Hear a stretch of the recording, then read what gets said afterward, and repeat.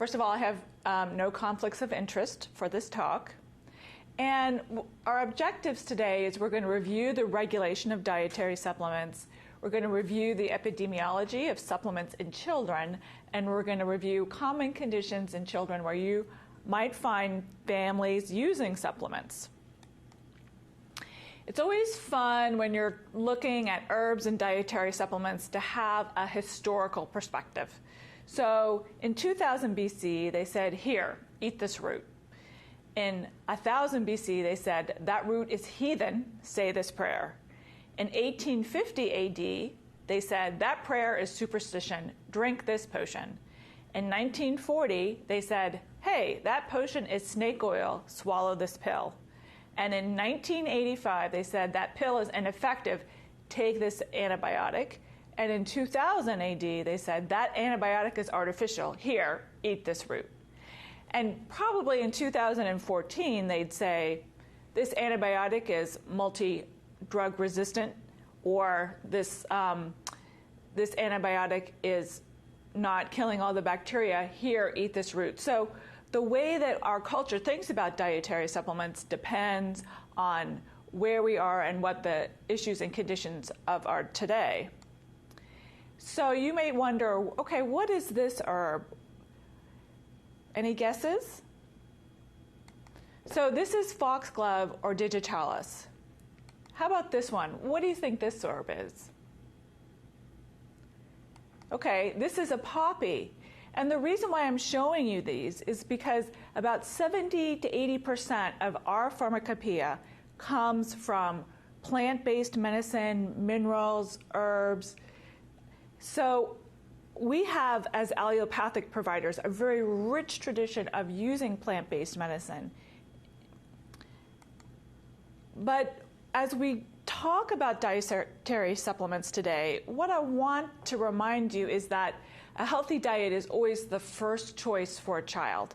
And fruits and vegetables are what we should be recommending. But there are some situations where a child might have food insecurity or not access to good fruits and veggies and healthy food. So thinking about supplementing the diet might be necessary. So when we discuss herbs and dietary supplements, it's really important for us to step back and think about how these products are regulated here in our country, because that's really going to influence how you're going to be talking with patients about herbs and dietary supplements. So let's start with 1994, when the Dietary Supplement Health and Education Act got passed. So what did this piece of legislation do? It said that supplements can be marketed without testing efficacy, that safety need not be proved before marketing. Nowadays, there is a movement to require good manufacturing practices. It also brought into this idea of structure and function claims, which I'm going to talk about later, and that the label claims on the bottles do not require extensive evidence. In addition, these label claims do not need FDA approval, and this is different than prescription medications. In our country, prescription medications and dietary supplements are regulated two different ways. We learned in medical school that pharmaceutical have basic research done, they have in vitro research done in animal models, and they have clinical studies. Plus, there's also safety data that's required before a drug can come to market. This is not true for dietary supplements. Dietary supplements do not require bench research, animal research, and clinical studies before they can be brought to market. Now, the other thing that DSHEA did was it defined what a dietary supplement is. And it's a product other than tobacco that contains one or more of the following ingredients: a vitamin, a mineral, an herb or other botanical, or an amino acid. And a dietary supplement for the use by man to supplement the diet, increasing the total daily intake or concentrate, metabolite, constituent, extract, or combination of these ingredients. So that is such a mouthful. And for me, I think of dietary supplements as this huge kitchen sink where it's a lot of different types of products and compounds and plants. And it's very confusing. It's also very confusing for the consumer. Now, when we're stepping back and looking at the complexity of the supplements, taking a little bit of a deeper dive, I wanted to get some basic framework and definitions for you. When you're thinking about a dietary supplement, you have to remember that products often have multiple combinations of ingredients. There are many different types of products. Products move beyond clinical conditions, and cultural uses are very important. And we're going to talk about each of these items individually. So the first one I wanted to take a deep dive into is the idea that products have multiple combinations of ingredients. And this is a picture of a drugstore. It's a picture, it could be any sort of drugstore or whole food store or grocery store, where their patients are trying to navigate multiple products, and that each of these products has multiple ingredients. And so it's not as simple as telling a patient to go get calcium or telling a patient to get a vitamin D, because what they're going to see in the marketplace is often very confusing because most products have more than one ingredient. The other thing that's unique about dietary supplements is there's many different types of products. So let's take a deeper dive here. The first preparation or type of product I want to talk about is the idea of a balm or a salve. So this is usually a soothing lipid-based topical preparation. And we can think about our own childhood, things like Vicks Vapor Rub or chapstick. These are all types of ingredients where the herbal product is in sort of a soothing compound. Another idea is an herbal preparation called a decoction, and that's when the extract of the soluble compound is extracted into hot water or alcohol from a root. And one great example of that might be even chicken soup, because when we're making a chicken soup, we're taking garlic and onions and carrots, and we're extracting all the goodness into the soup. For children, baths are a really great way to deliver an herbal product. And here the herbal preparation is placed into a soaking bath. So you may have referred a child to take a hot bath, or the mom to put some bubble bath for a child. Also, for kids, there's a compound called a glycerite. And what you see on your slide there are a few cubes of sugar. And the reason why I put those there is that a glycerite is where they've taken a liquid sugar and they've extracted the part of the plant into a sugar-based product. There's also a term called a maceration, and that's an herbal infusion that's made with cold and room temperature water. So if you've ever just taken a few sprigs of peppermint, put them in cold water, you've made a maceration. And then the fancy word for tea is an infusion. And an infusion is an extraction of a fresh or dried flower in hot water. So you probably had an infusion today. Maybe you had a cup of coffee or some tea, and if that's the case, you've had an infusion. Okay, so 3 more terms: pills, capsules, and tablets. So that's the way that we see a lot of these products used in the marketplace, and that's when you have an herb or a dried extract in a capsule. There's a powder, maybe baby powders or calendula powder, talc powder. Those are all examples of a powder. And then the final one is a compress. And if you ever remember the mustard plasters, those were a compress. That's an herbal preparation that's wrapped in a cloth and then applied directly to the skin.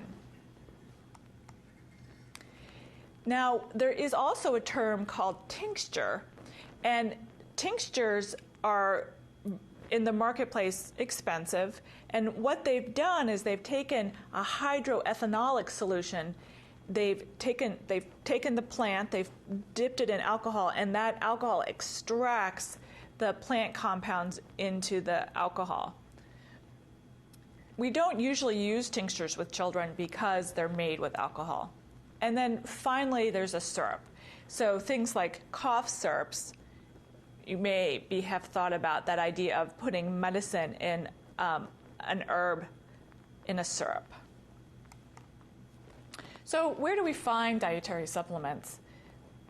And I wanted you to think about it yourself for a second, about your day-to-day life, and knowing that herbs and dietary supplements are really ubiquitous, right? They're everywhere in our culture, and our children use them all the time. We can find them in soft drinks. We can find them in children's vitamins, in infant formula. Now the infant formulas, you might have noticed the labels say infused with fish oil or EPA, DHEA. The infant formulas now have probiotics in them. Also, children are really exposed to sports and fitness products, weight loss products, and then even in our drugstores, we'll find lots of over-the-counter products like lozenges, syrups, throat sprays. These all have herbal preparations and dietary supplements in them. And then there's a huge line of personal care products, things like shampoos and conditioners, mouthwashes, toothpastes, bath preparations, skin care, lotion. So you may have bought an aloe-based skin lotion or a calendula-based skin lotion. Then things like massage oil, even aromatherapy. And aromatherapy is also becoming really popular with kids now. And that is that it might be a scent pillow or a stuffed animal or a room diffuser where they're using an essential oil, which is the essential part of the plant or constituent of the plant. And by smelling that, by using the aroma, you're using that to relax the child, for example, with lavender, or maybe as a skin preparation, putting a smell, again, usually it's used to relax the child or calm. And then teas. So supplements are everywhere. Now, the next idea I wanted to talk about was this, how in our culture, supplements have moved beyond the clinical conditions into things like sexual enhancement products, weight loss products, and sports products. And I just gave you an example here. This says, without a doubt, the best-selling, most effective natural herbal weight loss pill ever to hit the market. And you might be laughing. And that's okay, because the idea here is to talk about commercial and how these products are being marketed and how these products have false promises to teens and to children and the families. So when you're going into the store, there are lots of different types of advertising. And there are a lot of false claims where they're saying in the labeling that a product might be promising something that it doesn't deliver. So the first thing I always say to parents is that if the label is promising a miracle cure, it's not true, because there are no miracle cures. And where these products have been really popular with kids are weight loss products and sports enhancement products. So we have to be really, really careful when we're counseling our teen athletes, that these types of sports products are usually filled with false promises. There's very little evidence that a lot of these types of products work. And that's especially true for weight loss products. So I always tell parents, buyer beware, read the labels carefully. And then the last idea I wanted to talk about with you is this idea of the cultural use or folk remedies, meaning that in our day-to-day lives, our patients are coming from many different types of cultures, okay?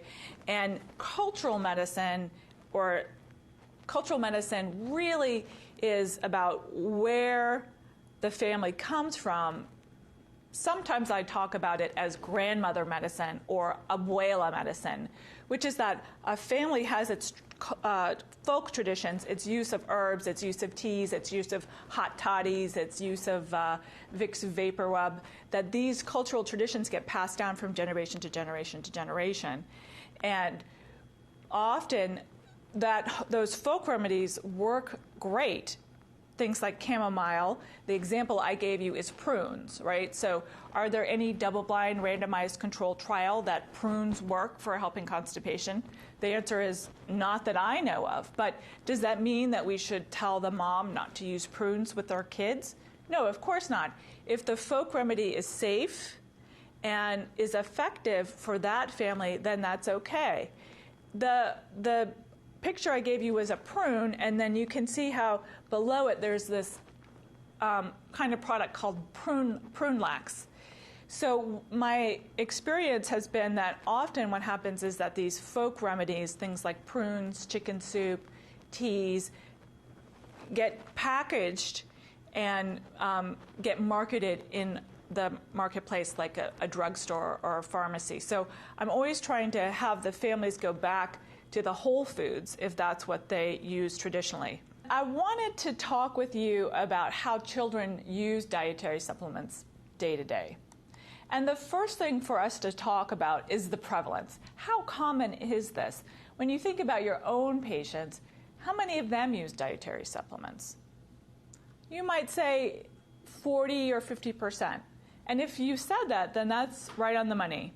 So basically, I wanted to show you some of our prevalence data, and the first place to start is with the Nhanes Data. And that's a large national study that's done that looks at the dietary habits of the entire US population. Now, this data I'm showing you is dietary supplement use amongst infants, children, and adolescents in the United States. And it was Mary Frances Picano's work, and this is from the Archives of Pediatric Adolescent Medicine in 2007.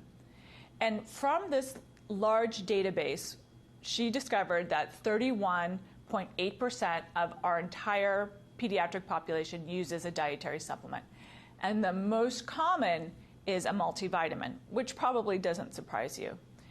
The other thing to do is to look at it by race as well, where we see 38% of non-Hispanic white, 22% of Mexican American, and 19% of non-Hispanic black children use dietary supplements. So this figure is really talking about the prevalence of dietary supplement use among infants, children, and adolescents and adults in the past 30 days. So let's take a look at this more carefully. I'm going to use the cursor to help us out. So you can see here, this is age 0, and the age goes up as we go to the right, and then right here is the use of dietary supplements. So when kids are born, you can see there's very low prevalence. It's about 12% in infants. And that's interesting because the AAP guidelines clearly recommend vitamin D for infants. So you would think actually that would be much higher since all of our infants should be getting vitamin D. Then the prevalence goes way up, and here we can see from age 4 to 8, about 49% of children are using dietary supplements. That then decreases down as our teenagers are probably becoming more autonomous. 14 to 18-year-olds, about 26% use a dietary supplement. And again, it's that reflection of who is the child, what stage are they in, what is their diet like, are they getting good fruits and vegetables, are they drinking milk, are they getting a source of calcium, where do they live in the United States, is there food insecurity? These are all questions that we have to ask ourselves about, should we be recommending a dietary supplement? And then this is just the adult data where you can see that the prevalence of adult use goes way up. Let's go to our next slide. What I wanted to point out about this Nhanes data was that when they did a multivariable analysis, they found that patients were using supplements if their families had higher income, if they had a smoke-free environment, if they had a lower BMI, and if the kids had less screen time, less TV or computer time. So in general, you might say, hey, Paula, those sound like really healthy families. So why are they using a multivitamin? And that's a great question. Why are they using a dietary supplement? That's a really great question. And we need to do more research about that to understand why. Now, I wanted to step back and talk specifically about the multivitamin because, as we saw, that is the most commonly used vitamin in our country. And for this data, we're going to look at the National Health Interview Survey, which was a pediatric and adult study where they looked at 40,000 adults And the representative sample here for kids is about 9,000 children. Here we're looking at vitamin mineral users less than 18, so this doesn't include our college population, just less than 18. And also the adult proxy was the person that gave the answer. So for this data set, about 39% of children were using a vitamin or mineral. And again, you can see there's a large racial disparity in how these vitamins are used, with our non-Hispanic white patients about 68% using those, 15% Hispanic, 12% non-Hispanic Black. And it's interesting that there is this racial divide in our country. Now, you might also be dealing with a special population of children or a chronically sick patient population. So I wanted to give you a few examples of kids with chronic illness. And the most famous study is the Bowel study, where he looked at 505 chronically ill children and adolescents in Utah. And he looked at children with asthma, cystic fibrosis, diabetes, cancer, renal transplantation, seizures, rheumatological or neurobiological behavioral diseases. Okay, so let's look and see what those results were. And you can see it's very high, right? 62% of these children were using dietary supplements. And as a provider, that's really important to know, because those supplements could be affecting a child because they have a chronic condition in a different way, because of liver health or kidney health, or that the underlying condition that they have. There could be also a drug-herb interaction, because those children are more likely to be taking a prescription medication. So as a provider, we really want to know when are these children using dietary supplements and what they're using to avoid any prescribing errors or underlying disease. So you can see here that only 20% of these kids who are using a non-prescribed dietary supplement discuss this with the healthcare provider. Okay, so that means that only 1 of 5 families was talking to their doctor, and that is correct. Yes, it's true. And this idea of disclosure has become a really hot topic, because what our epidemiological evidence says is that about 70% of families and adults are not talking to their primary care providers or their specialists about dietary supplements. And this is a very concerning fact, because it could influence the practice. Another great question about supplements, because of the way they're regulated in the United States, is what is in the bottle, and can I always trust that what's in the bottle? And in the United States, we now are being introduced to good manufacturing practices. So overall, supplements that are made in the United States are getting better and better in terms of quality, and what's in the label is what's in the bottle. But there always are concerns, and I just want to review those. The first thing is the dietary supplement itself. So is there something toxic or concerning about the plant or the supplement, the vitamin C? So as you probably remember from medical school, it's always about the dose. Something in a small quantity might be safe, something in a large quantity might be dangerous. So it's always important to step back and say, what is the supplement? Is that supplement dangerous in itself? And what is the dose the child's getting? Another deep concern for children, especially toddlers, is the idea of accidental ingestion. Okay, so let's step back and talk about accidental ingestion. And as a doctor that takes care of kids, you probably have gotten questions about, oh, Johnny got in my multivitamin or my iron pills, or even when you're training, you may have heard about the poison control centers. You know, if a child gets an accidental ingestion, what do? We call poison control.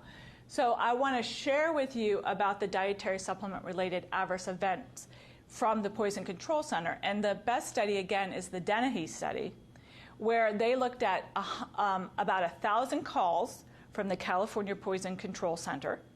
And they looked at kids and how many of them had been exposed to dietary supplements accidentally. And of that 438 kids who, accidentally got into the cap, there were 134 that had an adverse event. Now, when they went back and said, well, what happened? Of those 134 kids that something bad happened, 84% had an intentional ingestion and 16% had an accidental ingestion. So it could be that mom gave them the wrong dose, or it could have been a safety cap. So in the US, there are no laws about any dietary supplement having a safety cap or a hard-to-remove cap. There was some legislation about iron, but that has changed. So that's why when you are shopping or you might have a parent bring in a supplement, you may notice there's not a safety cap on it, and that's because there's no law. The last thing I wanted to talk about is contamination or adulteration of dietary supplements. And it may not necessarily be the US products, but products coming from abroad are a concern because those products are not regulated the same way as in the United States. And this is an example of a Chinese herbal medicine or blood lead levels in children. So this is a study that looked at 319 children ages 1 to 7. And what they did was they tested their blood for lead. Then they interviewed the parents. And what they found was that the kids who were using a Chinese herbal preparation, Baba Sung, were significantly more likely associated to have increased lead. And then they looked in the product, they found that the herbal product had lead in it. And this is not an uncommon story. So you want to be aware for your families that are using products from outside the country, making sure that they have safe labeling and that the product says that it's been tested. Okay, so let's do a case together. Let's talk about some real patients. This is probably a common scenario for you, where you have a healthy 4-year-old who presents with fever and irritability for several days. Mom says she's been pulling on the ears and she's got a fever, a red, bulging tympanic membrane, and it's clearly otitis media. So you've made the diagnosis of otitis media. Now you're prescribing an antibiotic. So Lily is going home on amoxicillin. But the mom is worried about the side effects. And one thing she's worried about is this going to give Lily diarrhea? So one thing you can recommend are probiotics. And probiotics are a type of dietary supplement. There's very good evidence that this dietary supplement, probiotics or lactobacillus, help prevent diarrhea associated with antibiotics. So let's just look at the ACP Journal Club and the Cochrane Review. So the first study I wanted to talk about was the Lactobacillus GG and how it reduced the incidence and duration of diarrhea in children treated with antibiotics. And then also the Cochrane Review citing it as a useful adjunct to rehydration therapy in treating acute infectious disease in children. So you probably are already using probiotics in your practice. Now, what about the safety? So there are no clinical trials that have found any major effects or problems using these probiotics or healthy bacteria with healthy people. And the long-term consumption is very safe and well tolerated. And we know this because probiotics, these healthy bacteria, are found in our foods like buttermilk, yogurt, kefir, and sauerkraut. Miso is another example. But I wanted to just to tell you that children who have immune deficiencies or might be taking chemotherapy or HIV medications, that you do need to have caution because there's a few cases of aggravation of existing symptoms such as septicemia, pneumonia, and meningitis in immunocompromised children and neonates. So if you think that there's an immune concern, it's better not to use probiotics. Let's do a case now about a 3-year-old with a 2-day history of cough, stuffy nose, and sore throat. No fever, just a cold, and also past medical history of eczema. And I wanted to bring colds and flus into this topic today because, first of all, it's getting cold, and also colds and flus are a very, very common reason why families are using dietary supplements, and there's traditional remedies. So what do you recommend?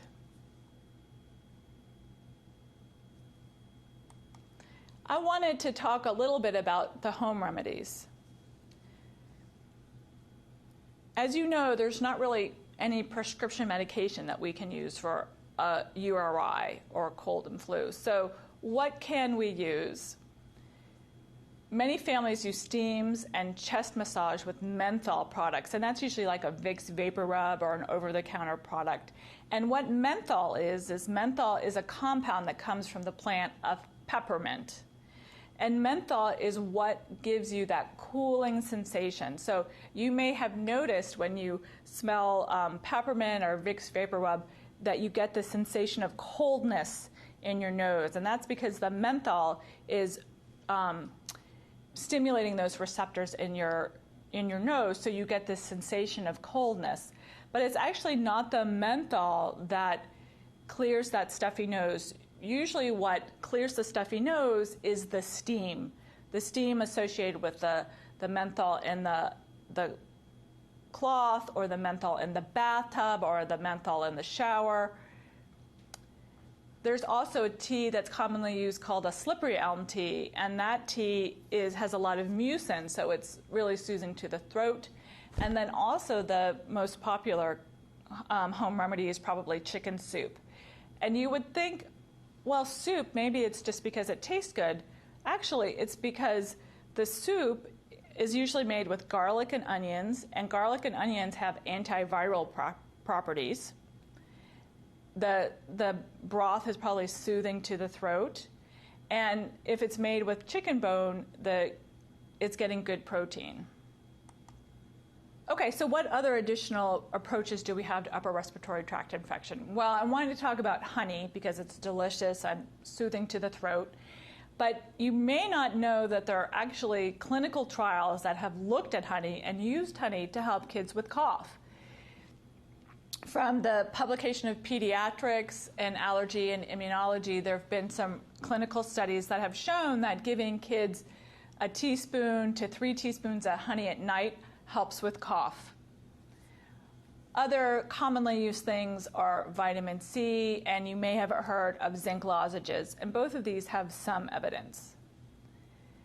There's another herb called elderflower, and sambuca is the product that has been studied in the clinical trials. What this elderflower does is it's an antiviral, so it helps with colds. And then the last herb that I wanted to talk about for colds and flus is Echinacea. And I'm not sure if you've ever heard of Echinacea, but I wanted to review it in detail because there's a lot of clinical evidence about it. And where I wanted to start was to talk about Taylor's study that was published in JAMA that talked about the efficacy and safety of Echinacea in treating colds with children. So when he started his study, he did a randomized double-blind placebo-controlled study.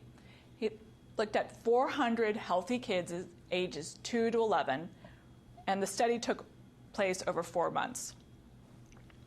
They used a syrup-based preparation of Echinacea purpura, fresh pressed juice of the aerial parts, and that means that they took the flower and the leaves to make the syrup.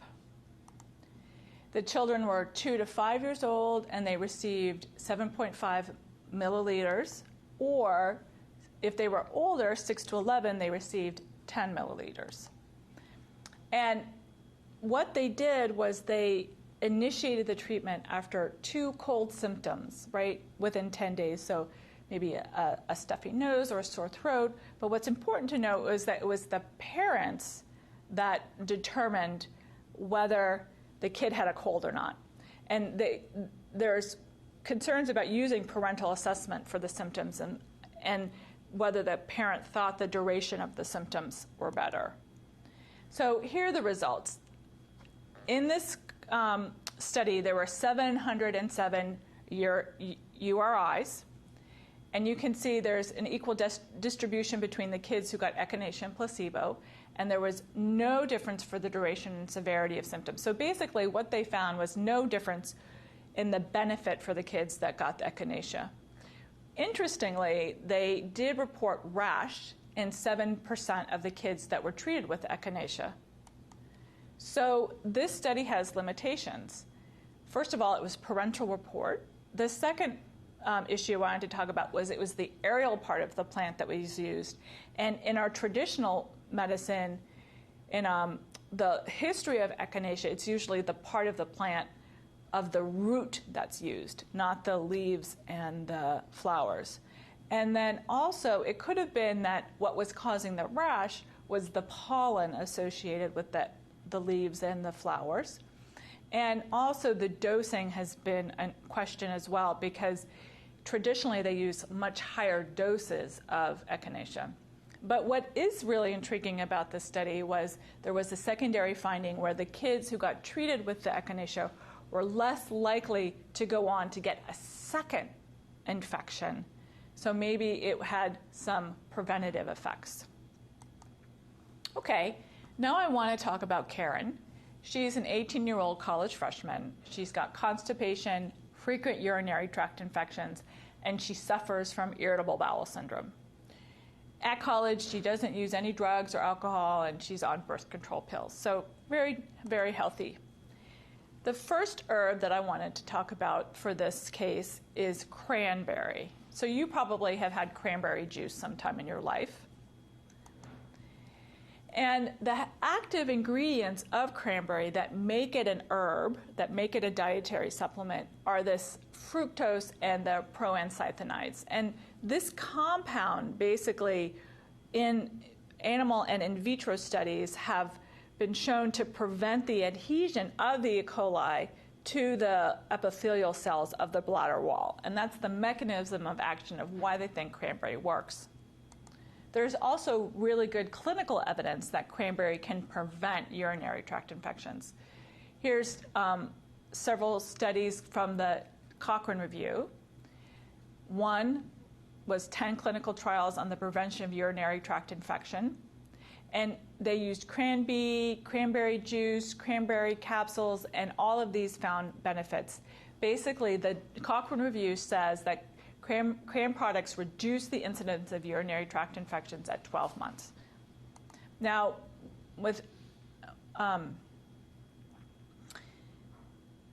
cranberry products were more effective in reducing the incidence of urinary tract infections in women with recurrent UTIs. But I wanted just to remind you that with any herb and dietary supplement, there are always side effects. And one of the side effects for the cranberry studies was gastrointestinal distress. And because of the GI distress, the studies had a lot of dropouts and withdrawals. So it's very unclear about what is the optimal dosage, and is that optimal dosage low enough so that people don't get tummy aches and don't use the cranberry. So there's a balance there. The other thing I wanted to remind you is that cranberry is about prophylaxis and not treatment. And it doesn't replace any antibiotic for the treatment of UTIs. So with kids, you do want to be aware of the sugar. Most cranberry has sugar-sweetened beverage because it's very, very tart. So we just want to be careful about too much cranberry juice without brushing the teeth. Also, we wanted to talk about constipation, right? Because that was a concern of our patient. And I just always want to remind you about fiber, that you can't beat Metamucil or psyllium. These are all fibers basically from a plant. There's also maybe an herb that you've heard of, senna or senecot. That's a very commonly used herbal preparation that has clinical studies using it with children with benefit. Many families use home remedies like compotes like fruit and prunes. And today on the market, there are a lot of laxative teas that are marketed, and most of the laxative teas that are marketed have herbs in them like senna, cassata sagrada, and fiber. So you want to, again, be aware of using teas. The last thing our patient had was irritable bowel syndrome, and that brings me to peppermint. So peppermint oil and peppermint has a long history of use in our culture. And peppermint basically relaxes smooth muscle. You may have had a mint after dinner. that is because peppermint is relaxing to the stomach. And what they've done is they've taken peppermint oil and enteric-coated it. So it's an enteric-coated peppermint oil. And this is a clinical study that was done by Klein in 2001, where they looked at 50 children with irritable bowel syndrome ages 8 to 17. And they found improvements in the symptom scale in 71% of the children receiving the peppermint oil, compared to 43% receiving the placebo. So what they were able to show was a statistically significant difference compared to placebo in symptoms of IBS. And this study has been replicated also in adults. So there's very strong evidence that enteric-coated peppermint oil helps with IBS. Now, I also wanted to talk just a few minutes about evidence-based resources, because you may be wondering, how can I find out this information quickly during a patient visit? I always think that it's really good to invite the families to bring in their supplement bottles. And my patients come in with bags of bottles. Lining them all up and looking at what the patients are using, what they're giving to their families, and why is really important. So how would you look up something? Today, there are some different types of databases that we can use. One of them is the Natural Medicine Comprehensive Database. Another one is called Natural Standard, and what this allows you to do is to look up the herb or dietary supplement, look up the dosing, look up the safety profile. There are some free things as well. You may have used Medline or Medline in your quest for looking at clinical trials. So this is a database called Medline Plus. And Medline Plus comes from the government, and it's designed for consumers. And one of the wonderful things they've done is they've put evidence-based information about dietary supplements. So I use this website all the time to get information about dietary supplements. And right here in the corner, you may notice that it says Espanol. And what's wonderful is that you can translate these into Spanish so that you can give patients a really good patient information sheet about a dietary supplement. Also, looking for supplements, I find that the government resources are very helpful, and the government also has a dietary supplement labels database as well, where you can look up products. So when I'm looking up a product, I always try to go to an evidence-based source. So in conclusion, I just wanted to step back and have us remember about the Dietary Supplement Health and Education Act, and how in the United States, dietary supplements are not regulated the same way as prescription medications. Currently, there's very little data on the use and the efficacy of supplements in children, but that data is emerging. I want to really inspire you to always talk and dialogue with your patients about what supplements that they are using. And if you don't know, go to the internet, get on one of the evidence-based resources, or check out one of the government websites, because it's really important to have resources that you feel comfortable with at the point